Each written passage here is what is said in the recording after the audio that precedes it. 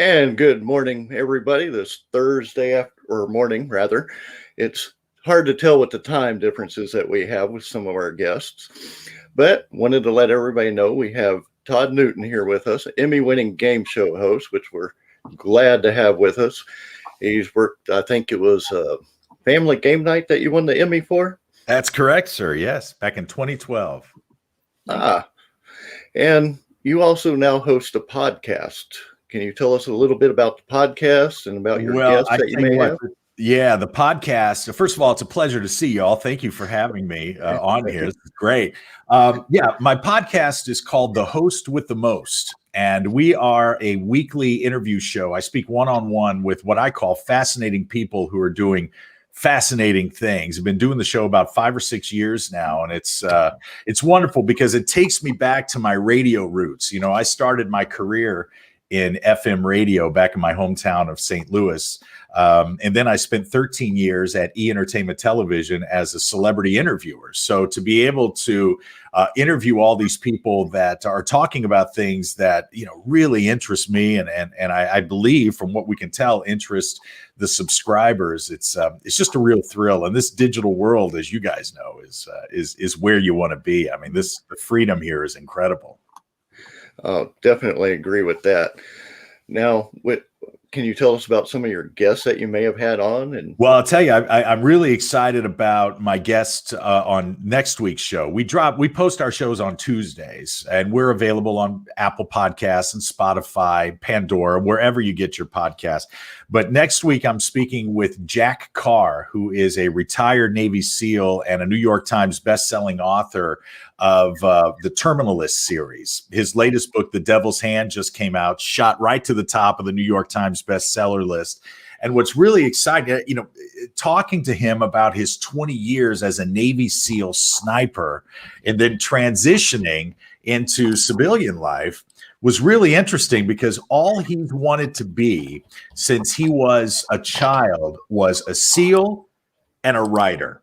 That's it. You know, never wanted to be a cowboy or a fireman or a policeman, just a SEAL and a writer. And here's a man that's done both. So it was really an interesting conversation. And then in a couple of weeks, we have a gentleman by the name of Brian Pulido, who you all may know is the creator of such comic book characters as Lady Death and Evil Ernie.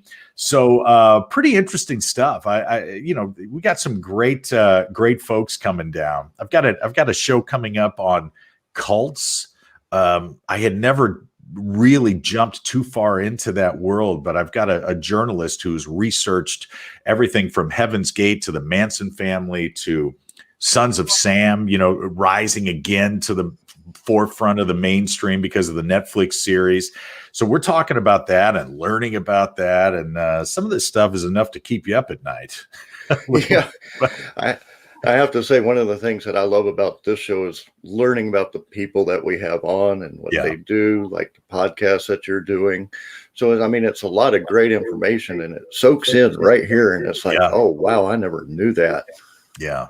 Well, I think that, you know, with the Host with the Most, and that's been my brand now for several years. You know, I own the trademark. It's the name of my company. So I try to do everything under that Host with the Most umbrella. And what does a host do? You know, my favorite hosts are Johnny Carson and Bob Barker. In my eyes, those are two of the best. Maybe a little Richard Dawson from the old Family Feud thrown in there. But I think a host should either entertain, inspire, or inform, or on a good day, all three. You know, so that's what I shoot for with the podcast. Well, to let some of our people know, I did post it in the chat. So if y'all want to go listen to a show, we have it right there. Thank you. Now, I know CJ had a couple of questions for you. I can see her intense look over there. She's ready for it. I'm like mind-melding. I'm like mind-melding. Let me talk. Well, we're happy to have you here. I'm really excited. One of the couple of things we wanted to talk about was the Price is Right live stage production. Yeah. What is that and what's it about? And is it like the real game show? You just kind of travel or what?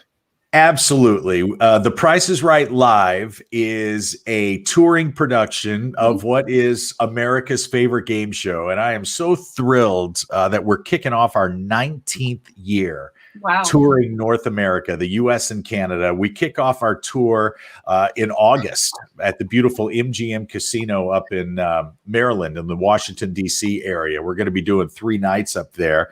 And then we're going to be going from coast to coast. We're starting up in the Northeast and we'll end up on the West Coast. But people purchase tickets to come see the show, and everybody in the audience has an equal shot. All contestants are chosen at random. There's no pre-selection. Everyone gets a chance to come up on stage and play the games that you've seen on television for 40 plus years now. Bob Barker himself created this touring version 19 years ago because he realized that there were a lot of folks, and he doesn't call people fans. He calls viewers of The Price is Right loyal friends and true. He's done that for his entire career, but he created this show for folks that couldn't make it out to Hollywood. We would bring a little bit of Hollywood to them. So yeah, it's great. I mean, all your favorite games, cliffhangers, with the mountain climber and Plinko and the big wheel, they're all there. Now truthfully, there are over 90 different games on The Price is Right. And, obviously we can't bring all 90 out on tour with us. But what I tell people is that coming to see our show is a lot like going to see your favorite band in concert and knowing that they're only going to play the greatest hits. The songs that you've loved for years are the songs you're going to hear. So we have a website, pricesrightlive.com. If you'd like to see the schedule and listen, there's a good chance that we're going to be coming to a town near you, and we would love to see you. But yeah, prizes are the same: cars, cash, vacations, kitchen appliances. And listen, after being off the road for almost 1.5 years now, you can bet this show is coming back bigger and better than it's ever been. Sure, hit it out with the bang. Now, I grew up watching the Bob Barker version of The Price is Right. We always watched it, spinning the wheel. Now I'm at the age where when I go to do the age thing, it feels like I'm spinning the wheel of fortune to get down to my birth year. Yeah. But it's like, so my understanding is Bob Barker is one of your mentors. Yes. And what was that like? And how did that come about? Listen, I'm a big believer in mentorships and apprenticeships.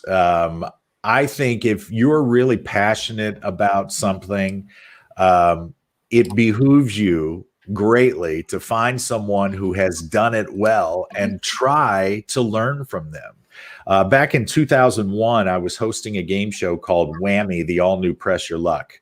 And we were produced by the same people that produced The Price is Right. So I asked the powers that be, hey, can you get me a ticket to see The Price is Right? I'd never been to a taping before.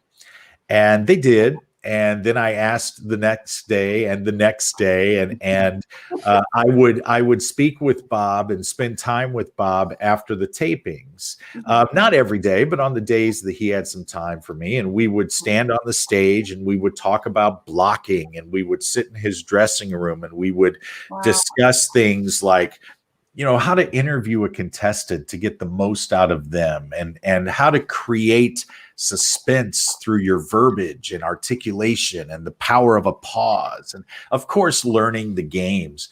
But I did that, for probably 6 or 8 months. I went pretty regularly. And I listen, had I attended college that religiously, I'd have a PhD hanging on my wall. But listen, we gravitate towards the things that we're passionate about. But I'm forever grateful to Bob, and I think about all of those things when I'm on stage, whether it's on television or on the stage show. And truth be told, I've been very fortunate to host a lot of television shows, but this Price is Right live stage show is far and away my favorite aspect of my career, not just because of the longevity of it, but because of the live feel, the interaction with real contestants, no pre-screened contestants. Everyone that gets up there is genuine and excited, and I'm just really grateful for that. There aren't too many game show hosts that get to experience that. I mean, if you're lucky, you're on a show that lasts several seasons and you do your 20 taping days a year and then you wait for the next season. But this Price is Right live has been a part of me. We started it when my oldest child was 6 months old. And, so I tell my kids, this is the house that the Price is Right built, and the car you're driving is, courtesy of the big wheel, and the fact that you're going to college is courtesy of Plinko. So, it's just it's something that's really special to me, and I owe a lot of that, if not all of it, to Bob Barker. Now, you also put him into a book that you have out that's called Life in the Bonus Round. Can you talk a little bit about that, please? Sure. Life in the Bonus Round. And Mr. Barker was kind enough to give a nice testimonial for that book after reading it. And Life in the Bonus Round started off as a collection of stories and experiences that I wanted to share with my kids that perhaps at the time they were too young to understand or care about.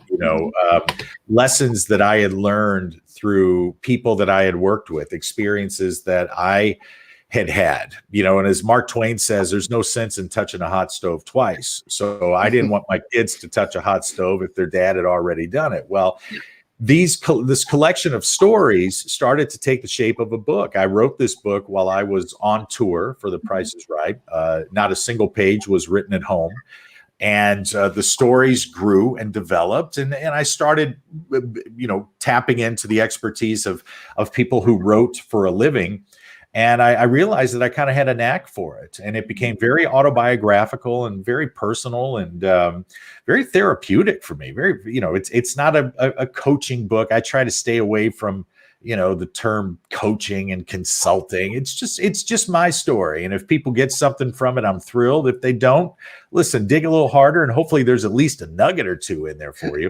But I'm really grateful. It was named Best Autobiography at the Beverly Hills Book Awards. And congratulations. Thank you. Yeah, we were excited about that. And then I followed that up with The Host with the Most, Tales of a Tattooed Television Personality, which is also available on Amazon. And what I think, CJ, what I'm most proud of about those books is not all the people that have purchased them and read them and the great response we've gotten, but rather that 100% of the proceeds, and I mean every penny, these books are self-published, so there is no middleman.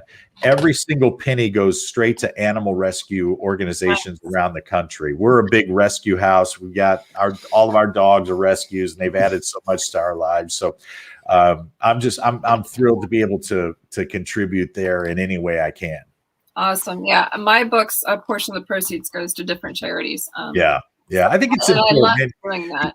Yeah, it's I would much rather go to bed at night knowing that a few dogs have found their homes than having a few coins in my pocket from it. I just think it's that's and I can say that luckily because I have a day job, and the Price is Right keeps the lights on, so I'm grateful for that. But it's giving back is a really wonderful, not to sound cliche, but a really wonderful thing. And anyone that lends out a helping hand realizes that. And, we can all do that to whatever extent. Yeah. I mean, it's something that's bigger than yourself. And that's you're passing it forward.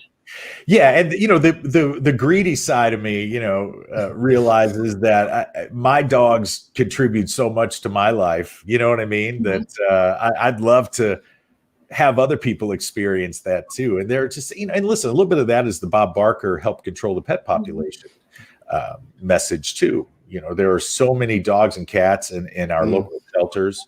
One of the organizations that we work with is the Best Friends Animal Society that's created no-kill shelters now in close to 20 states and growing. And to me, that's huge. Huge. Now, with your show that's going on, do you actually have book signings at those shows, or where do you do book signings at? Yeah, the book is available at all of the shows, but we do meet and greets afterwards too. And I'm always happy to sign the books. I mean, a lot of times people will email me or contact me on through the website about just getting a book signed. And of course, man, I'll sign anything. If you're kind enough to order it and open up your wallet to help out, the least I could do is throw the old scribble on there for you. Very nice. I know, because CJ and I both do a lot of conventions because we're both authors, and it's actually fun meeting these people and getting to hear their stories and them talking to you and wanting to know how you got into your writing. And I would assume that that's a lot of what you talk about when you do your shows. Yeah, well, so you guys know. I mean, it's so fulfilling when someone comments on a story that is so personal to you. There's an entire chapter dedicated to my grandmother, who was a comedian during World War II, and she dabbled in vaudeville, and she's the one that kind of lit the show business spark in me. And so when someone that I've just met moments before refers to Nena or talks about something that Nena did, it's kind of not only is it an instant connection, but man, it kind of brings her back to me a little bit. And I know that she'd get a real kick out of knowing that someone she's never met is talking about her. She'd love the bigger the audience, the better for her. So yeah, it's nice. I mean, writing is such a personal thing and a private thing and a quiet thing. And I don't know where you guys write, but I like to be in a dark, a dark kind of room with some jazz playing and maybe a screwdriver to my right, so it's like, and then to think that it actually goes out to the world, it's like doing a TV show. You're talking to a camera. Sometimes you forget that there are a lot of people on the other side of it. That's it's scary. You're putting your heart out there. Mine's fiction. I'm one of those sadistic people who get the pleasure. If I can make you laugh and cry in the same book, I've hit my goal. Yeah. And so, I'm one of those people, like, when they meet me and they find out who I am and what books I read, like, can I be a character in your book? Yo, Second question is always, please don't kill me. And I'm just like, I don't know if I can promise the second one. Like her, I'm multi-genre. I'm fantasy fiction, so get a lot of the audience here. But I actually wrote a Western also, and that, I have to say, is fun. And it's a bunch of fun stories. So it really depends on what I'm writing to what type of music. Like the Western, I think Kenny Rogers and George Strait, they were like two of the biggest ones playing when I was writing.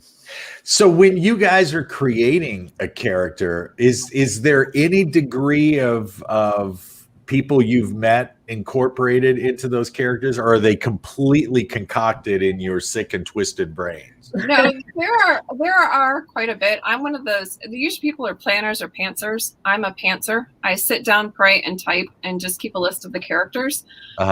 Some of the characters end up being accidental characters. One of them was one of the kids in my youth group. He is a character in and of himself. And so I'm like, I need to put you in a book. He goes, okay. And you can kill me. That's fine. But I didn't want to. Do it creatively. Yeah, it was so fascinating. I didn't want to. And so he ended up staying for the rest of the series. And so it's like the characters just take over. My running rule is never go against the character of a character. And when I do that, like, I never know how the stories are going to end. I'm in the middle of a Christian sci-fi trilogy. Yes, I'm creating my own genre. I'm in the middle of a Christian sci-fi trilogy, and it's like how it started and how it's ending is not quite how I thought it was going to be. Yeah. Well, that isn't the power, the ability to change our minds and think on the fly. Isn't that a great gift? I mean, it's what separates us from the gorillas in the jungle, I think, right? A little bit. But here's have to be like a certain level of crazy though, because there's pieces in their head. Sometimes people end up going to get medication for that. We get paid for it. So. Yeah. Well, here's the real question. And I can't help but think that I'm asking this on behalf of all your viewers here. The real question is, how is Amy's last name pronounced? I've been sitting here trying to. I won't even try. No,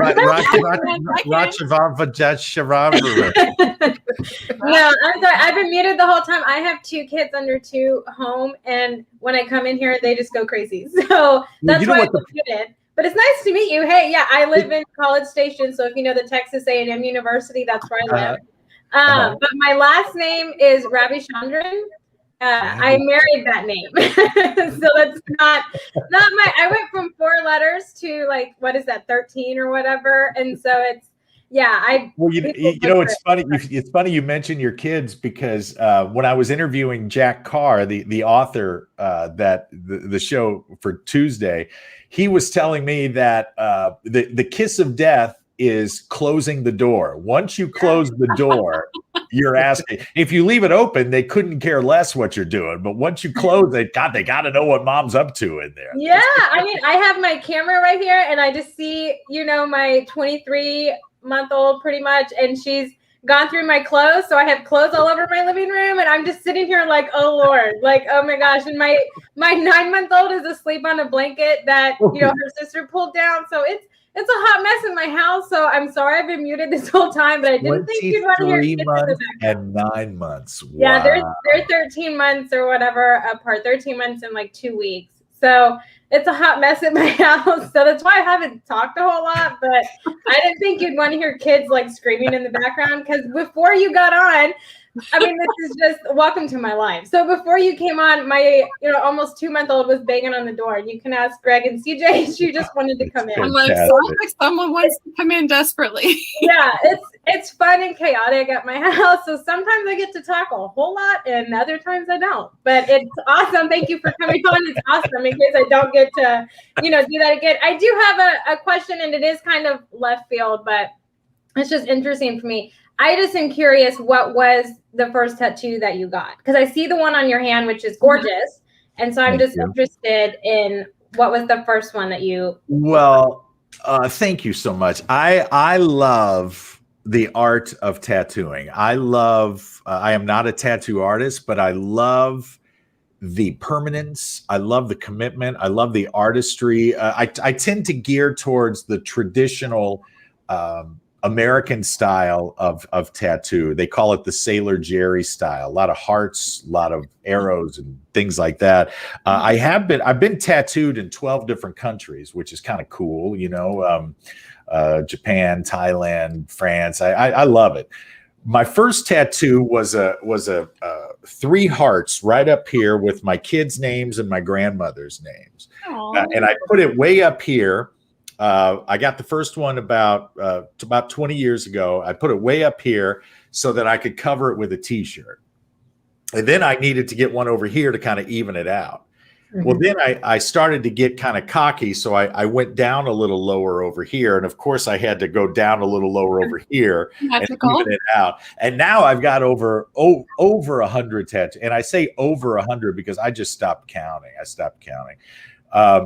But I get the little, I do what they call the postage stamp variety. I just get little ones. And eventually I got this one's from Ireland here. And this one's from Sweden, but I just get it. And eventually they kind of all mesh together. Mm-hmm. And there was a time probably 15 years ago where I was a little worried. I thought, well, game show hosts are known as rather traditional,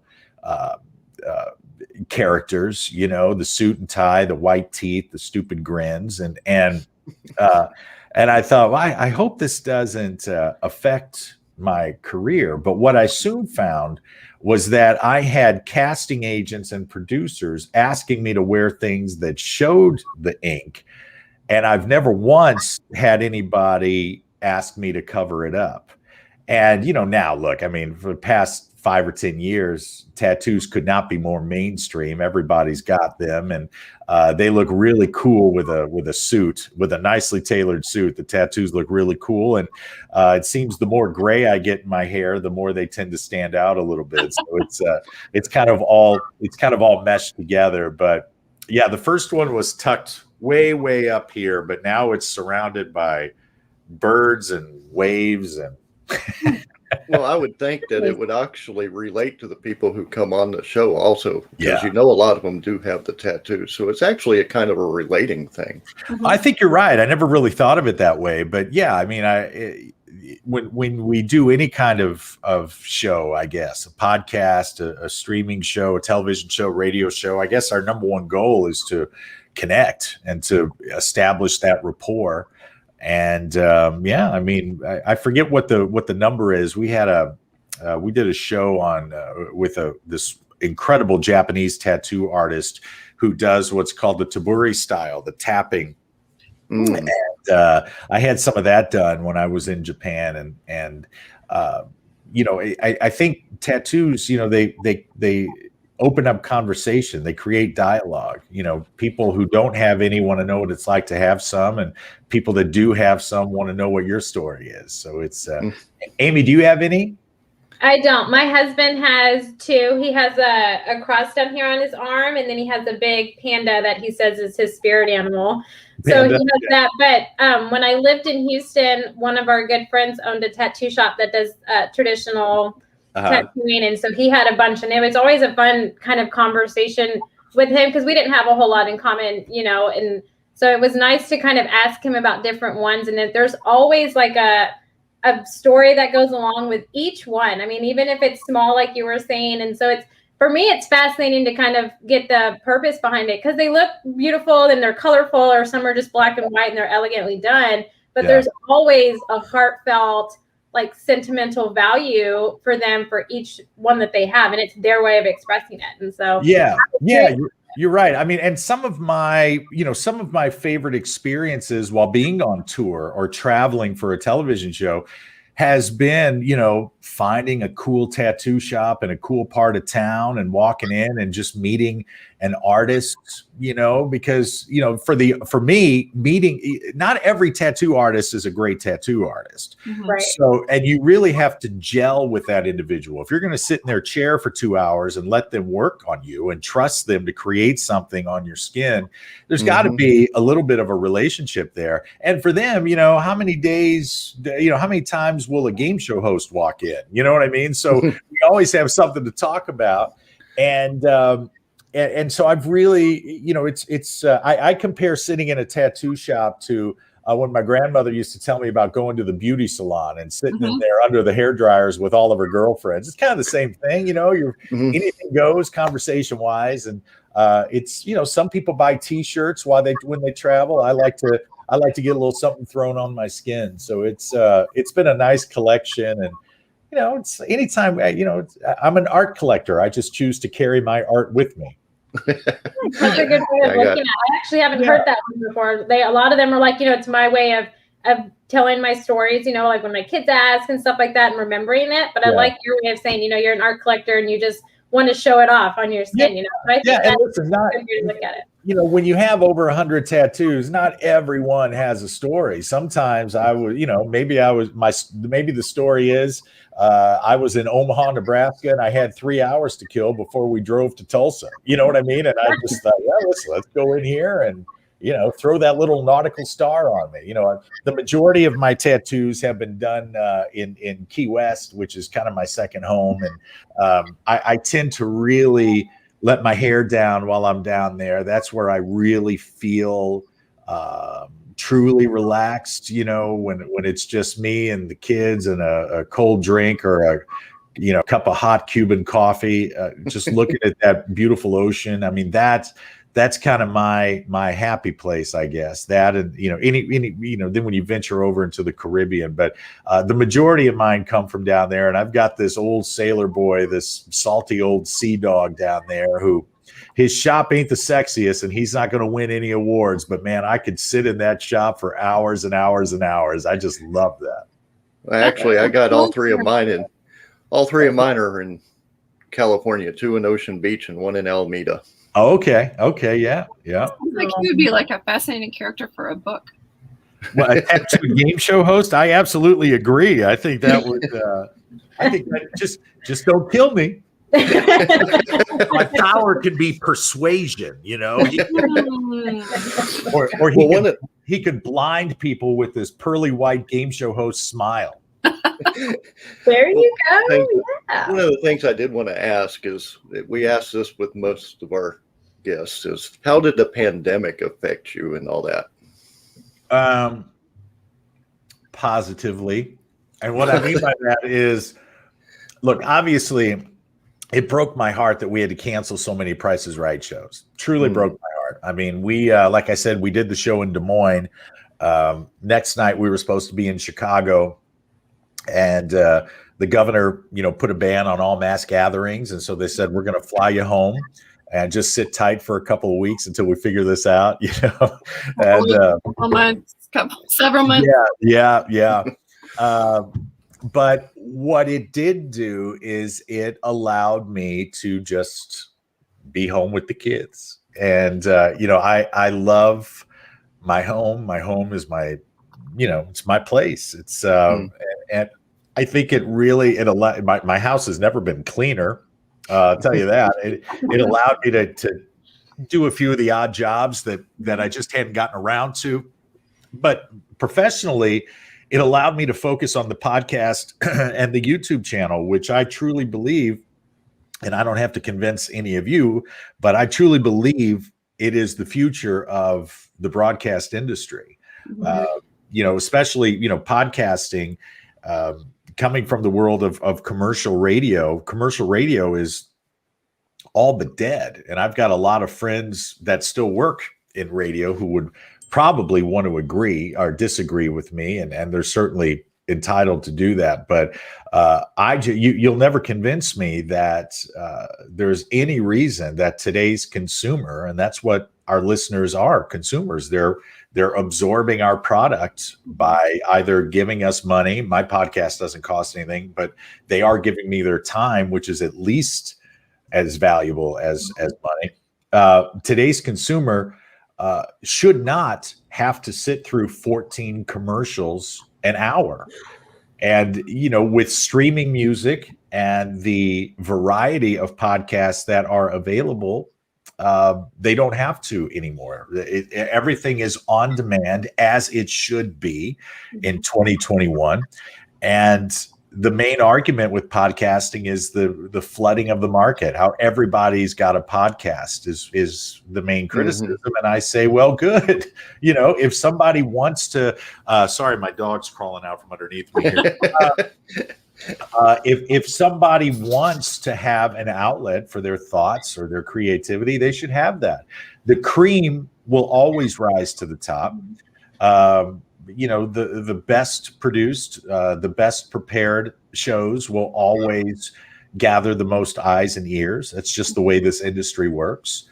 But to be able to focus on that, to focus on seeking quality guests, interesting guests, to be able to put time and effort behind the production value, and to be able to deliver the product consistently on a weekly basis for the people that are there for me as subscribers has been great. And, as we go on tour for The Price is Right, I'll stockpile some shows. I'll have them in the can so that, it doesn't suffer, the quality or quantity doesn't suffer. But it really, this time at home really showed me how powerful YouTube is, how powerful Apple is.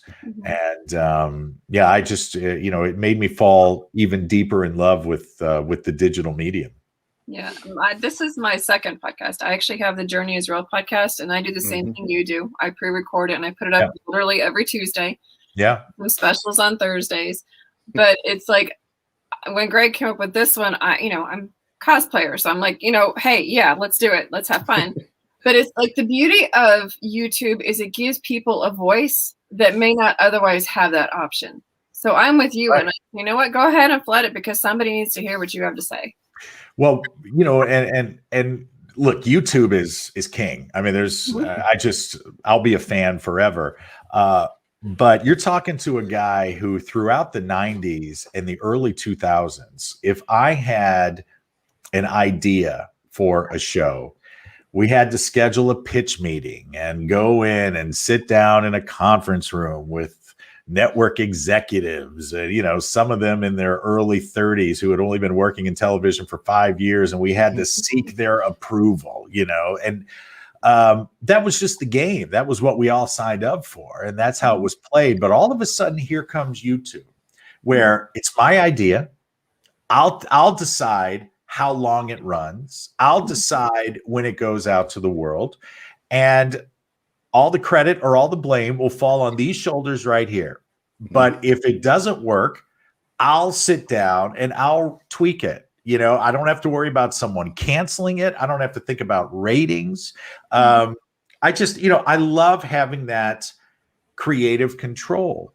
And, now all of us have our own network, sink or swim, win, lose, or draw. We have that. Kitty. We have that opportunity. But he's in protective custody from children. Yeah. But we have that. And, unless you've been on the other side of that, where you had to, pitch an idea or something, or you've had a show get canceled, or you've had a show get crummy ratings, which we all have, you don't realize how beautiful this world is that we're living in right now. I mean, think about the first computers, man. And now here we are on StreamYard. I mean, this is if you really let it sink in, it could blow your mind. If you truly get lost in it, it's too much to think about. It's a lot. Well, I do have one more question for you from, I guess, the convention type of area. Let's hear about your episode on Charmed. Yes, I'm sorry. I have to admit something before you go into there. I had to look up who you were, and I'm like, I remember that episode. It looks like when I see that episode, sometimes people will send it to me as a link, and when I watch it, I'm like, that's my son. That's my son, right? He looks just. I mean, that goes back. That's over 20 years old. And my son is, and my son is still, oh my God. So first of all, let me tell you, I've acted twice. And I can say I could have said this with complete confidence after the first time.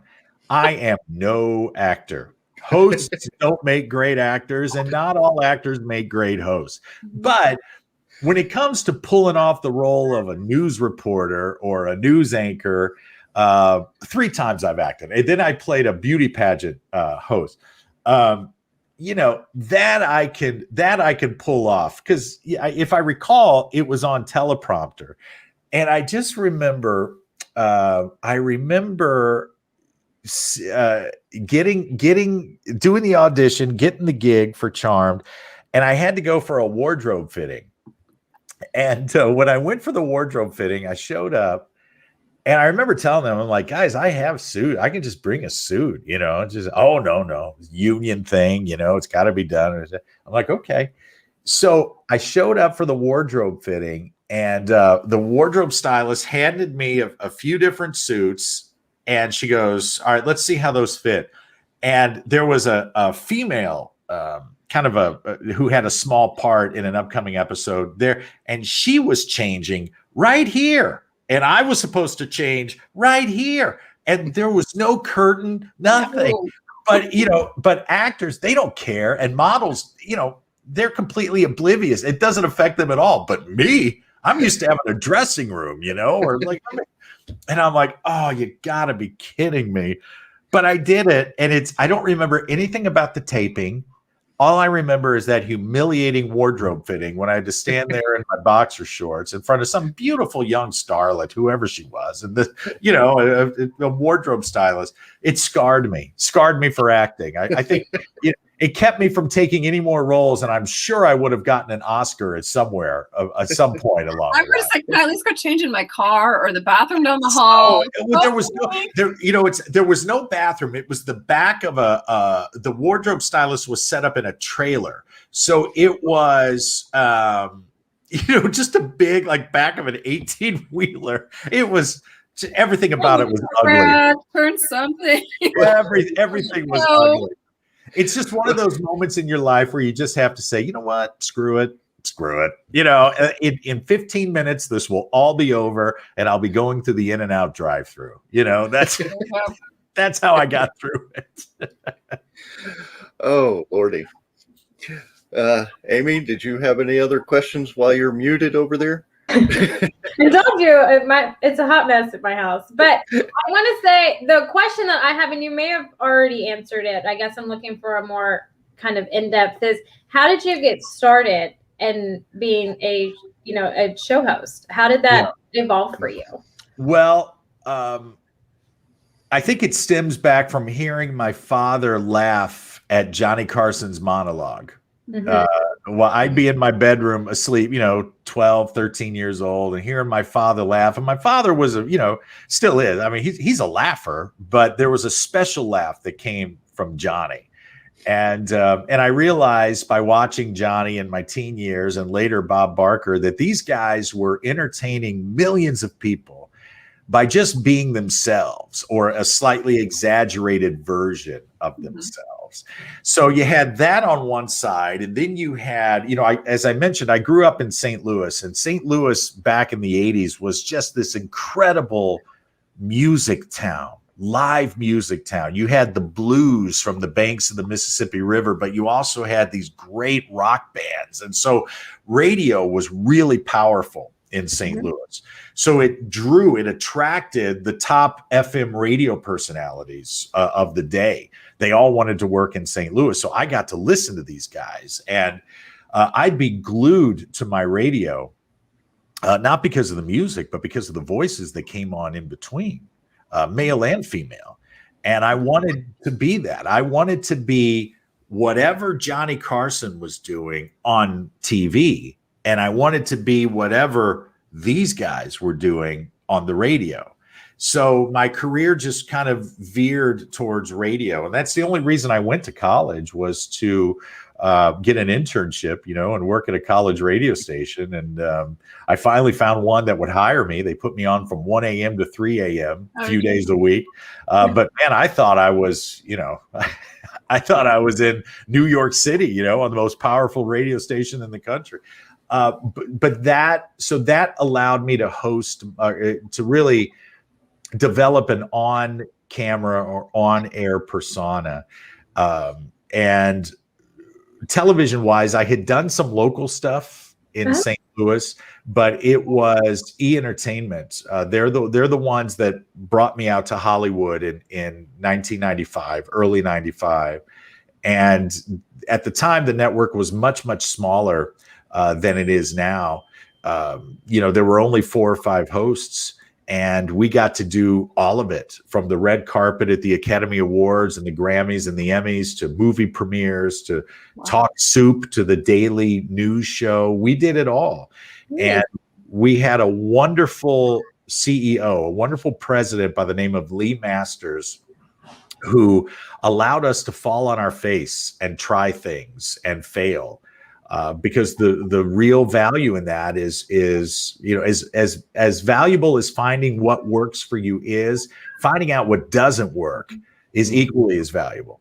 And so as long as we learned from falling on our face and we didn't do it repeatedly, he was cool with it. And it was a very nurturing and healthy environment. And so to be able to spend 13 years there, is such a gift. But E! was the big break when I realized, A, what a host was, and B, that I wanted to really sink my teeth into that long term.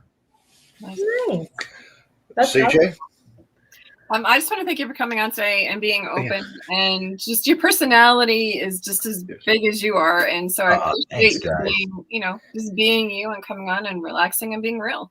Well, I learned a lot. I learned how to spell Amy's last name, and I got to, I got turned on to your guys' books, and it's just really nice. I don't get to speak to this audience too often, so I want to thank you for having me on, and I really enjoyed the discussion, and thank you to your listeners and viewers for spending a little bit of time with us. Well, we definitely love having you on our show. And is there any last words of encouragement to people who might be interested in taking up your type of path? I think when it's all said and done, another great thing about YouTube is it's a receipt that we were here. YouTube's going to be around a lot longer than I am. So I hope that, in years to come, that my grandkids, great grandkids will be able to watch the old man, when he was at his prime, doing what he loved doing. And I think we all need to find that one thing that puts a smile on our face, because you can't fake that. You can fake a lot of things in this life, but you can't fake feeling fulfilled and feeling blessed to be doing what you do for a living. And when you genuinely smile, when you have a life that is fulfilling, that causes you to kind of branch out and spread that happiness to other people. The most sour people we'll encounter are people that are unhappy with their lives. And, I just try to, I try to kind of share my happiness with other people, and some may find it annoying. Others may find it inspirational, but, I just try to be the best guy I can be, the best host I can be. And I just think the biggest tip I can give people is find something you love and kill it, crush it, and get up every morning figuring out how you can be the very best that you can be. Awesome. Very nice. Well, everybody, we have his podcast listed on Facebook and YouTube, and we also have his book. So check him out. It's great and encouraging. So definitely check him out. And like to let everybody know, we'll be back next Thursday evening at 6:30 Central, I believe, with Mustafa Musa, who is an artist for DC and Marvel and other comic books. So join us next Thursday. And glad to have everybody with us. And thank you, Todd Newton, for being on our show.